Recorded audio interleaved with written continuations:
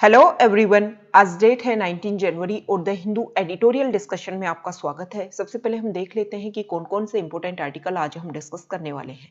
हमारा first article है vaccine hesitancy को लेकर के, सेकंड आर्टिकल माइनिंग से रिलेटेड होगा और एक आर्टिकल हम प्रिजन रिफॉर्म्स से रिलेटेड डिस्कस करेंगे। तो देखो, प्रिजन रिफॉर्म से आपको पता होना चाहिए, ये आपके लिए आज क्वेश्चन है कि प्रिजन जो है वो कौन सी लिस्ट में आता है, उसको मेंटेन करना सेंटर का काम है, स्टेट का काम है, या फिर वो कंकरेंट लिस्ट में आता है कि उसको दोनों मेंटेन कर सके, उसके ऊपर दोनों लॉ बना सके। तो आपको बताना है कि प्रिजन कौन सी लिस्ट में आता है। देखो, जो हमारा फर्स्ट आर्टिकल है वो वैक्सीन हेजिटेंसी को लेकर के है। वैक्सीन हेजिटेंसी क्या होता है, सबसे पहले हमें पता होना चाहिए। मान लो आपके सामने वैक्सीन है लेकिन फिर भी आप उसको अपने ऊपर अप्लाई करने से हेजिटेट करो, तो वो होता है वैक्सीन हेजिटेंसी। कॉन्टेक्स्ट की सबसे पहले बात कर लेते हैं। 16 जनवरी से हमारे इंडिया में वैक्सीनेशन जो प्रोग्राम है वो स्टार्ट हुआ। दो वैक्सीन, कोविशील्ड और कोवैक्सीन। कोविशील्ड को बनाया है सीरम इंस्टीट्यूट ऑफ इंडिया ने और कोवैक्सीन को बनाया है भारत बायोटेक ने। कोवैक्सीन जो वैक्सीन है वो इंडिया की इंडिजिनस वैक्सीन है। उसका वैक्सीनेशन प्रोग्राम स्टार्ट हो गया है, लेकिन इसको लेकर के लोगों के मन में एक डर है, एक भय है और लोग इसको लेकर के हेजिटेट कर रहे हैं। सबसे पहले अगर हम एग्जाम्पल के थ्रू देखें तो इस आर्टिकल में तमिलनाडु का एग्जाम्पल दे रखा है। तमिलनाडु में देखो, लिटरेसी रेट बहुत अच्छी है, वहाँ के लोग बहुत ज़्यादा पढ़े लिखे हैं, लेकिन जब वैक्सीनेशन ड्राइव स्टार्ट हुआ तो सिर्फ और सिर्फ 16% लोगों ने ही अप्लाई करने के लिए आगे आए। खुद के ऊपर मतलब वैक्सीन को लेना है, लोगों को इनटेक करना है, ये सिर्फ 16% लोग वहाँ पर आगे आए। तो ऐसा क्यों हुआ? वहाँ तो लिटरेसी रेट बहुत ज़्यादा है, फिर ऐसा क्यों हुआ? लोग अवेयर हैं वहाँ के लोग। तो देखो, इसका मेन कारण है कि हमारे यहाँ पर दो वैक्सीन को अप्रूवल दिया गया है, कोवैक्सीन और कोविशील्ड को। जो कोविशील्ड है, जो सीरम इंस्टीट्यूट ऑफ इंडिया ने बनाई है, उसके जो एफिकेसी डाटा है वो खुद के इंडिया से रिलेटेड है ही नहीं, क्योंकि सीरम इंस्टीट्यूट ऑफ इंडिया का कॉन्ट्रैक्ट था ऑक्सफोर्ड यूनिवर्सिटी यूके से, और ऑक्सफोर्ड यूनिवर्सिटी और एस्ट्राजेनेका ने जो वहाँ पर वैक्सीन बनाई, उसके जो एफिकेसी डाटा थे ना, ब्राजील और यूके में जो उसने अपना मतलब जो ट्रायल किया था, उसके जो एफिकेसी डाटा थे उन्हीं को प्रेजेंट कर दिया सीरम इंस्टीट्यूट ऑफ इंडिया ने। क्यों? क्योंकि सीरम इंस्टीट्यूट ऑफ इंडिया ये बोलती है कि देखो, जहाँ जो वैक्सीन यूके में बनी है सेम उसी का पैटर्न हमने फॉलो किया है, कुछ भी अलग नहीं है, तो जो उनका रिजल्ट रहा है वो ही हमारा रिजल्ट रहने वाला है। दूसरी वैक्सीन को अप्रूवल दिया गया है, कोवैक्सीन को। अब कोवैक्सीन के तो जो फेज 3 ट्रायल है ना, उसके ही डाटा अभी सामने नहीं आए। नवंबर लास्ट में वो स्टार्ट हुआ है और जनवरी स्टार्टिंग में इनको अप्रूवल दे दिया जाता है। 16 जनवरी से तो वैक्सीनेशन ड्राइव स्टार्ट भी कर दिया जाता है। देखो, आगे इस आर्टिकल में बताया गया है कि ये जो लोगों के मन में डर बन रहा है ना, वो कोविड से ज्यादा डर किसका बन रहा है? वैक्सीन का बन रहा है। थोड़े स्टार्टिंग में जब इसका मतलब ट्रायल किया गया था तो एक व्यक्ति की डेथ हो जाती है, जिसको वैक्सीनेशन का प्रोग्राम, जिसके ऊपर वैक्सीन अप्लाई की गई थी, और उसकी डेथ हो जाती है। तो हमारे जो रिपोर्टर्स हैं, जो हमारा मीडिया है, उसको भी थोड़ा अवेयर होना चाहिए। बाद में पता चलता है कि उन लोगों की, उस व्यक्ति की डेथ हुई थी हार्ट अटैक की वजह से, और अभी भी बहुत सारे लोगों जिनके ऊपर वैक्सीनेशन अप्लाई किया गया है, उन लोगों के ऊपर भी एडवर्स इफेक्ट्स देखने को मिले हैं। तो इस आर्टिकल में बताया गया है कि जो हमारा मीडिया है, जो हमारे रिपोर्टर्स हैं, उनको अवेयर होना चाहिए वैक्सीनेशन के प्रोग्राम को लेकर के। जो भी रिजल्ट है उनको एकदम से बिना सोचे समझे, जांचे परखे उनको आउट नहीं करने चाहिए, क्योंकि अगर ऐसा किया गया तो हमारा जो वैक्सीनेशन प्रोग्राम है उसके लिए लोगों के मन में और ज़्यादा भय इंक्रीज होगा, और जो काम हमारी गवर्नमेंट करने वाली है कि सबका साथ सबका विकास, उसमें हमें प्रॉब्लम होगी। प्रॉब्लम इसलिए होगी क्योंकि अगर लोगों के मन में अगर डर बैठ गया ना, तो उस डर को निकालने में बहुत प्रॉब्लम होने वाली है गवर्नमेंट को। अब प्रॉब्लम होगी तो कोविड-19 से हम लड़ ही नहीं पाएंगे। अगर लोगों ने वैक्सीन लेने से ही मना कर दिया तो हम जो कोविड-19 से हमारी जो इकोनॉमी काफ़ी पीछे चली गई है, उसको आगे इंक्रीज करने के लिए हमें और ज़्यादा काम करना होगा। देखो, जो वैक्सीनेशन है उसके लिए जो हेजिटेंसी है ना वो पहली बार नई नहीं है, ये गवर्नमेंट को ध्यान में रखना चाहिए। पोलियो के लिए जो वैक्सीनेशन प्रोग्राम चला था तब भी लोगों ने हेजिटेंसी दिखाई थी और लोग इसके लिए आगे ही नहीं आए थे। बाद में जो हमारे सुपरस्टार मिस्टर बच्चन जी हैं उनके द्वारा काफ़ी ऐड करवाए गए गवर्नमेंट के द्वारा, और बाद में लोगों के मन में धीरे धीरे जाकर के पोलियो के जो ड्रॉप लाई जाती है उसके लिए भी बहुत ज़्यादा अवेयर करना पड़ा था। तो गवर्नमेंट देखो अभी मतलब लेट नहीं हुआ है, गवर्नमेंट को विश्वास जो बिल्डअप करना है ना, जो रिलायबिलिटी होनी चाहिए गवर्नमेंट के ऊपर, उसके ऊपर काम करना चाहिए। जो भी ये डाटा है उनके बीच में ट्रांसपेरेंसी होनी चाहिए। लोगों को लगना चाहिए कि वैक्सीनेशन जो प्रोग्राम स्टार्ट किया गया है वो हमारे भले के लिए स्टार्ट किया गया है, ताकि सभी लोग बिना डर के बाहर निकल सके। और वैक्सीन जब अप्लाई हो जाएगा तो बिना डर के बाहर निकलेंगे तो हमारा जो काम रुका हुआ है, इकोनॉमी जो स्लो डाउन आया है, उसको दोबारा रिकवर करने के लिए हमें आगे बढ़ना होगा। तो सबसे बड़ी प्रॉब्लम ये है कि गवर्नमेंट ने जो लूपहोल्स क्रिएट किए हैं उसके ऊपर गवर्नमेंट को काम करना होगा, क्योंकि अगर ऐसा नहीं हुआ तो ये वैक्सीनेशन ड्राइव जो स्टार्ट किया है वो सक्सेसफुल नहीं होगा, और इसका सक्सेस होना बहुत ज़्यादा जरूरी है। इसलिए जो हेल्थ मिनिस्ट्री है वो बार बार बोल रही है कि किसी भी आप जो ये रूमर्स फैलाए जा रहे हैं उसमें ना आए। ये जो वैक्सीनेशन है वो हमारे पीपल्स की, सिटीजन्स की भले के लिए ही है। तो ये वैक्सीन जो हेजिटेंसी है उसको हमने डिस्कस किया, एग्जाम्पल के थ्रू हमने समझा कि क्या क्या प्रॉब्लम्स है, गवर्नमेंट को इसमें क्या काम करना चाहिए। नेक्स्ट जो हमारी न्यूज है वो प्रिजन रिफॉर्म्स को लेकर के है। देखो जब कोविड-19 आया तो कोविड-19 की वजह से सबसे पहले ये बोला गया कि 2 गज की दूरी बहुत ज़्यादा जरूरी है, लेकिन जो जेल है वहाँ पर ऐसा मेंटेन हो ही नहीं हो पाया। क्योंकि जो जेल है, मान लो जिस जेल में 500 लोगों को रखना है वहाँ पर 1000 लोगों को रखा जा रहा है, वहाँ पर रहने की जो कंडीशन है वो बहुत ही ज़्यादा गड़बड़ है। तो इस पेंडेमिक के दौरान जो भी जेलों की जो दशाएं हैं वो सामने निकल करके आई हैं। देखो ऐसा इंडिया में है, विदेशों में ऐसा नहीं है। यूके और यूएस की अगर हम बात करें तो वहाँ पर ऐसा नहीं है। वहाँ पर बहुत सारे एक्टिविस्ट हैं जो काम करते हैं वहाँ की प्रिजन रिफॉर्म्स के लिए। जैसे कैरोलिन नैश ने रिपोर्ट की थी मार्च 27 को, और उन्होंने ये बोला था कि 40 से ज़्यादा हेल्थ एक्सपर्ट्स ने ये साइन करके एक लेटर दिया था कि अगर वायरस का जेलों में, प्रिजन में अगर वायरस एक बार से घुस गया ना तो उसको निकालना बहुत ज़्यादा मुश्किल हो जाएगा। और देखो यूके की अगर हम बात करें, यूके में 883 प्रिजनर्स ऐसे थे जो पॉजिटिव थे, और बाद में जाकर के 529 हो गए थे लगभग, और उनमें से 5 की डेथ भी हो गई। ये डाटा हम क्यों दिखा रहे हैं? डाटा दिखाने का ये मतलब है कि देखो यूएस और यूके में लोग कितने अवेयर हैं, वहाँ की गवर्नमेंट कितनी अवेयर है। वहाँ के प्रिजन्स के भी डाटा सामने आ रहे हैं, वहाँ के प्रिजन में कितने लोग पॉजिटिव है, कितने लोग नेगेटिव है, कितने लोगों की डेथ हो गई, ये लोग सामने आ रहे हैं। इंडिया में ऐसा नहीं है। अगर इंडिया की सिचुएशन की बात करें ना तो इंडिया में ऐसा बिल्कुल भी नहीं है।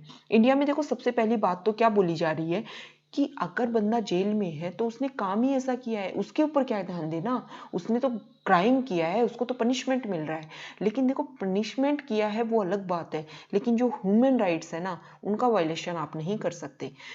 हमारे इंडिया की अगर हम बात करें तो इंडिया में 1400 से ज्यादा जेल हैं, 1400 या उसके लगभग जेल हैं, और लगभग 4.5 लाख लोग किसमें बंद हैं? उन जेलों में बंद हैं। अब उन 4.5 लाख लोगों से अगर हम बात करें तो प्रिजन एक्ट 1894 के अकॉर्डिंग अगर हम बात करें तो स्टेट गवर्नमेंट की जिम्मेदारी है किसकी? प्रिजन्स को संभालने की। प्रिजन्स में जो भी प्रॉब्लम होती है, जो भी वहाँ देखभाल करनी होती है, लोगों को कैसे मेंटेन करना है, ये सब कुछ स्टेट गवर्नमेंट का काम है। Prison act of 1894। इंडिया की सिचुएशन की बात कर ली हमने, 4.5 लाख लोग बंद हैं, और उन वायरस की वजह से उन लोगों के लिए कुछ भी नहीं सोचा गया है। दूसरी बात यह है कि अगर एनसीआरबी की बात करें, नेशनल क्राइम रिकॉर्ड्स ब्यूरो की रिपोर्ट की बात करें 2019 की, तो इनमें जो 3.5 लाख लोग हैं ना वो अंडर ट्रायल प्रिजनर है। मतलब उनके ऊपर अभी ट्रायल चल रहा है, उनका जो दोष है वो साबित ही नहीं हो पाया है।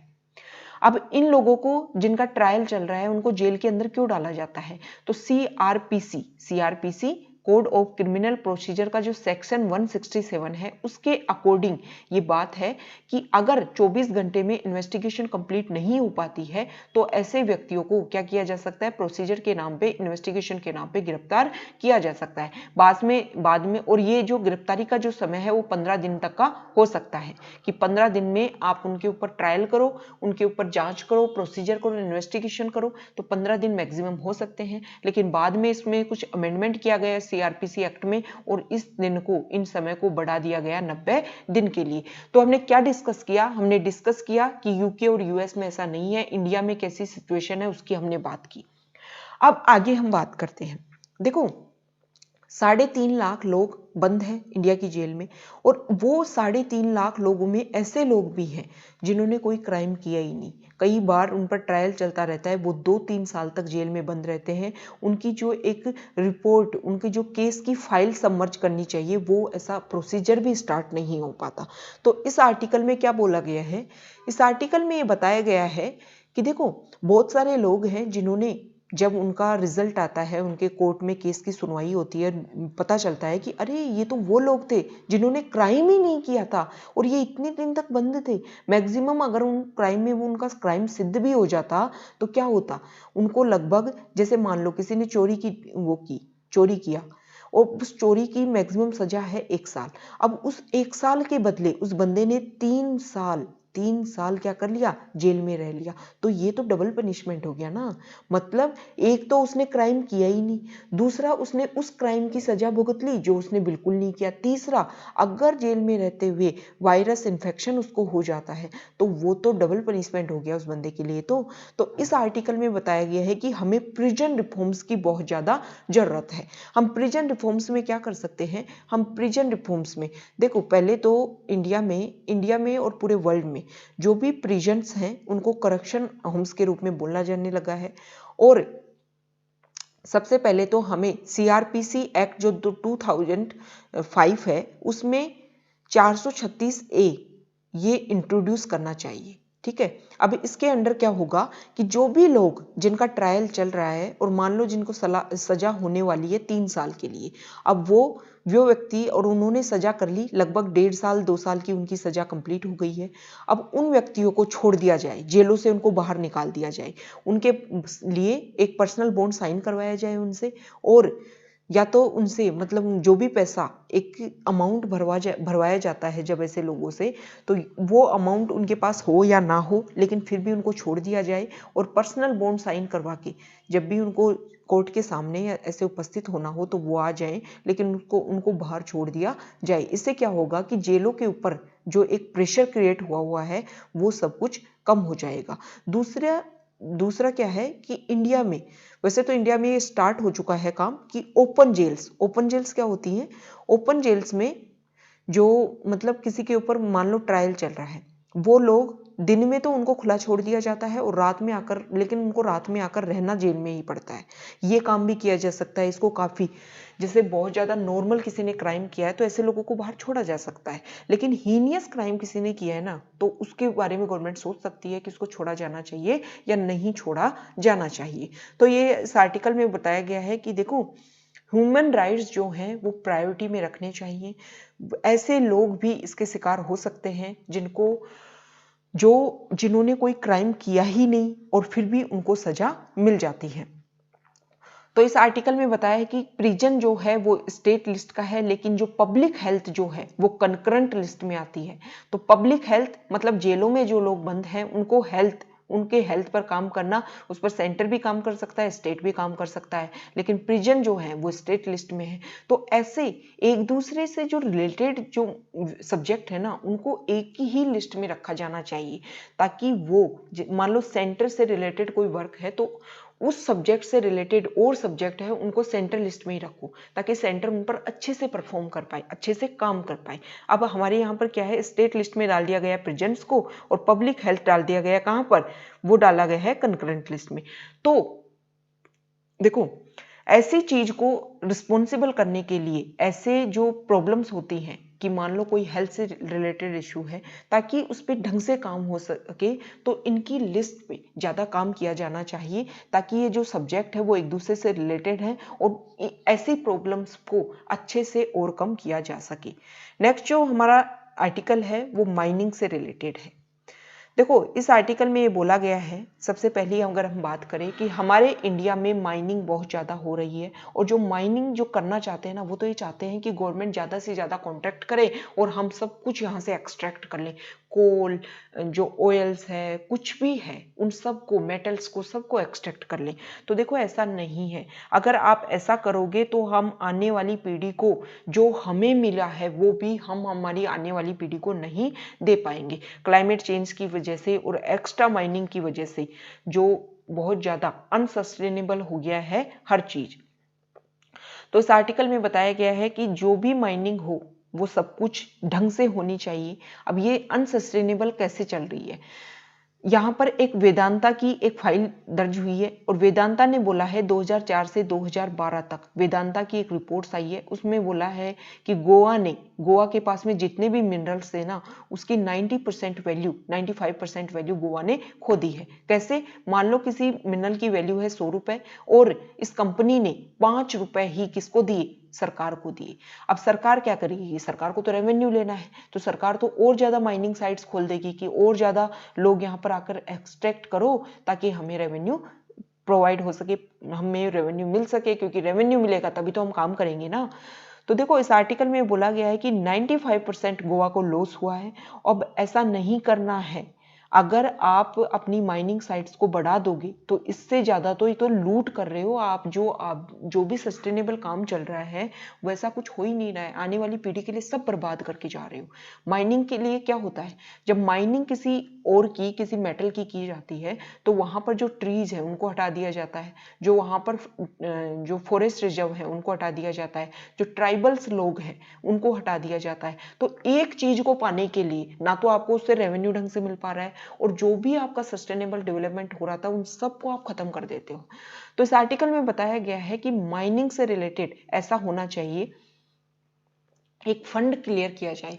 मान लो उस माइनिंग से जो भी आपको रुपए मिले वो फंड में मर्ज हो, फिर उस फंड से जो आपको रेवेन्यू मिले उसका आप यूज कर सको अपने ग्रोथ के लिए। तो अगर ऐसा होगा तो क्या होगा? सबसे पहले जो प्रॉफिट होगी कि गवर्नमेंट को जब डायरेक्ट पैसा नहीं मिलेगा और उस फंड के थ्रू पैसा मिलेगा, तो गवर्नमेंट और ज्यादा साइट्स को नहीं खोलेगी कि साइट्स पे साइट्स खोलती जा रही है गवर्नमेंट, और सिर्फ रेवेन्यू कलेक्शन के लिए। इस तरीके से क्या होगा, ऐसा जो सुप्रीम कोर्ट है उसने बोला भी था, गोवा में ऐसा बोला भी था कि गोवा में एक आयरन और इंडस्ट्री थी, उसके लिए बोला था कि आप जब भी यहाँ पे कुछ एक्सट्रैक्ट करो तो एक फंड क्लियर करो, और उस फंड में आप पैसे डालो, और उस फंड से जो भी डिविडेंड आएगा उसका स्टेट गवर्नमेंट यूज कर पाएगी।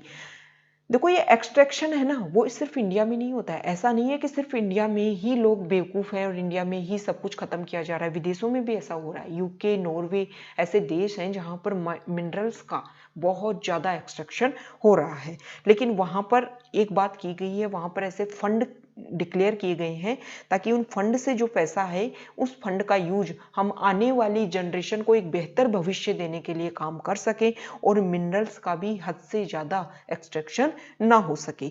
तो ये आज का हमारा डिस्कशन था, इंपॉर्टेंट पॉइंट्स को हमने डिस्कस किया। Okay, thank you.